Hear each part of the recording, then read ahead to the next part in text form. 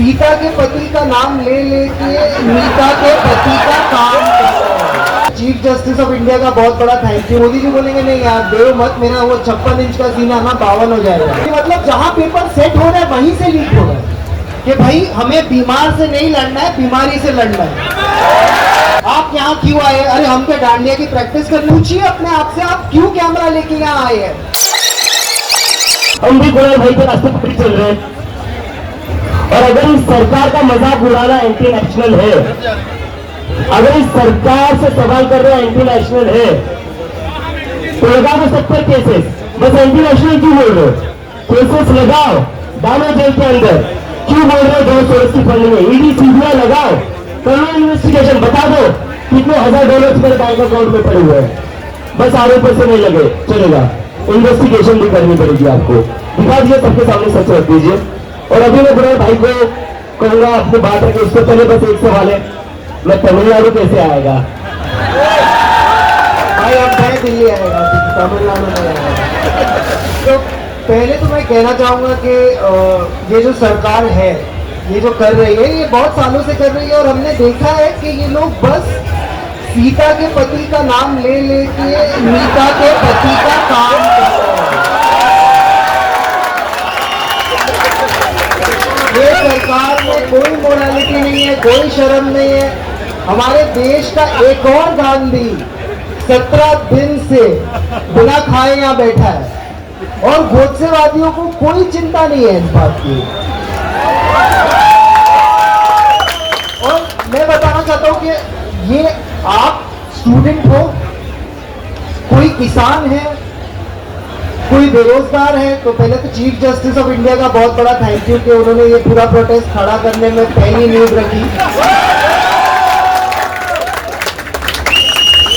आज कोई gig worker है जो नौकरी नहीं ढूंढ पा रहा, जिसको पता नहीं, जिसको अपनी वो रास्ते नापते नापते थक जाता है, उसको पता नहीं है दिन कब खत्म होगा। उसको समझ में नहीं आ रहा है कि संडे को क्यों पेट्रोल के ज्यादा पैसे मिल रहे हैं और मंडे को क्यों पेट्रोल के कम पैसे मिल रहे हैं। पेट्रोल तो उतना ही चल रहा है। ये सब सवालों का सरकार को एक एक करके जवाब देना पड़ेगा। और धर्मेंद्र प्रधान जी का इस्तीफा जो होना चाहिए, उनमें थोड़ी शर्म होती तो दे देते, शायद वो देना भी चाहे, पर मोदी जी बोलेंगे नहीं यार देव मत, मेरा वो 56 इंच का सीना ना 52 हो जाएगा। तो आज नहीं तो कल आपको इस्तीफा देना ही है। काम हो नहीं पा रहा, एक एग्जाम नहीं करा पा रहे हैं लोग। आज आप बताइए कौन से एग्जाम की भर्ती पे हमारा युवा क्या स्टेटिस्टिक लेके चले? जब 20,000 की भर्ती होने वाली होती है, 20,000 लोगों की भर्ती होने वाली होती है, टीचर खुद कहता है कि भैया देखो तुम 10,000 लोग तो ऐसे ही जाने वाले हैं, तो तुम थोड़ी ज्यादा मेहनत करना। अब वो ऐसे ही जाने वाले लोग कौन है? ये जो पूरा दिन मेरिट का डंका पीटते हैं, पेपर लीक से ज्यादा मेरिट कहां कॉम्प्रोमाइज होता है? इससे ज्यादा मेरिट का कोई कॉम्प्रोमाइज होता है? और पेपर लीक पे बोलना कि मतलब जहां पेपर सेट हो रहा है वहीं से लीक हो रहा है, मतलब प्रिंटिंग प्रेस तो पहुंचने दो, उसके पहले ही लीक। कोई खरीद रहा है, कोई बेच रहा है, सब इसी धंधे में लगे हुए हैं। और आपको लगता है जो पेपर लीक से सिस्टम में घुसेगा वो किसकी मदद कर पाएगा? कोई सेफ नहीं है ये एनवायरमेंट में, कोई भी नहीं। आप सोचिए जो तरह का कॉम्प्रोमाइज हो रहा है एंट्री लेवल पे, ये लोग सिस्टम में 40 साल रहने वाले हैं और इनका पहला स्टेप ही कॉम्प्रोमाइज है।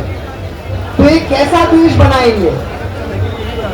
आज मैं बता रहा हूँ काफी मुद्दे, ये तो मतलब, और पहले मैं आपको बता दूं, जो भी समझिए कोई मोदी जी का समर्थक है या भाजपा का वोटर है, तो उससे बहुत सहज होकर बात कीजिए। क्योंकि एक चीज हमेशा ध्यान रखिए आप लोग कि भाई हमें बीमार से नहीं लड़ना है, बीमारी से लड़ना है।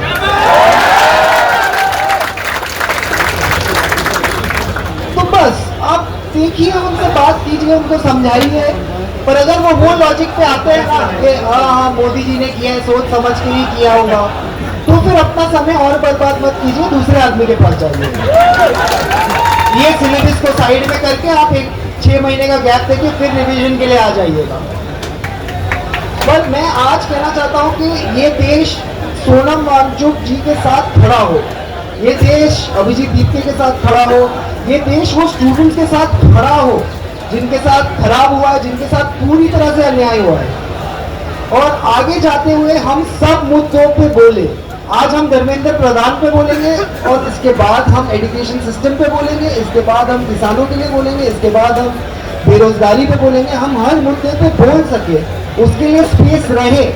और स्पेस इसीलिए है क्योंकि मीडिया निकम्मा होकर कोई चीज पे बोल नहीं पा रहा। आज मीडिया में बड़ी बड़ी नौकरी करने वाले एक सवाल नहीं पूछ पा रहे सरकार से, एक नहीं, हमसे पूछे जा रहे हैं आप यहाँ क्यों आए? अरे हम क्या डांडिया की प्रैक्टिस करने आए?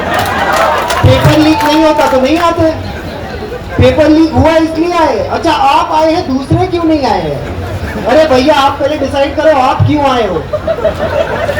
मीडिया का तो काम आप कर नहीं रहे हो तो आए क्यों हो? और जो मेरे YouTube के साथी है, आप भाई आप मीडिया के, आपको जो सवाल पूछना आप पूछिए, पर आप ये निकम्मे मीडिया वालों की लाइन पे क्यों सवाल पूछ रहे हो? आप स्वतंत्र हो, अपने सवाल पूछिए। आप इतनी दूर आए, आप वही सवाल पूछ रहे हैं जो मीडिया वाले पूछ रहे हैं। नहीं हमने सुना है ये हुआ है वो हुआ है। आप अपने सवाल, आप पहले तो अपने साथ बैठ जाइए और पूछिए अपने आप से आप क्यों कैमरा लेके यहाँ आए हैं। वो पहला सवाल आप अपने आप से पूछिए, फिर उसके बाद आप सामने सवाल रखिए। आपको खुद नहीं पता आप क्यों आए हो। जो मेन स्ट्रीम मीडिया वाले 2-2 करोड़ का पगार लेके एसी स्टूडियो में पूछ रहे हो, या आप धक्का खाते वही सवाल पूछ रहे हो, और वो सवाल से किसी का फायदा नहीं होना क्योंकि वो सवाल का कोई जवाब ही नहीं है।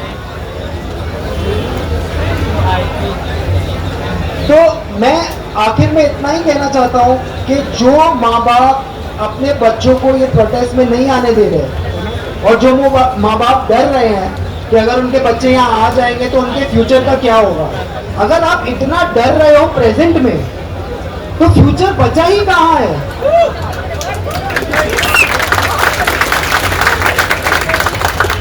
प्लीज जितना आप वक्त दे सकते हैं आप जुड़िए, और काफी स्टूडेंट मूवमेंट्स जो ऑल ओवर इंडिया है उनको भारत का तिरंगा लहराते हुए इस आंदोलन में अपना समर्थन देना चाहिए। यही बात करके मैं आपसे अलविदा लूंगा। Thank you.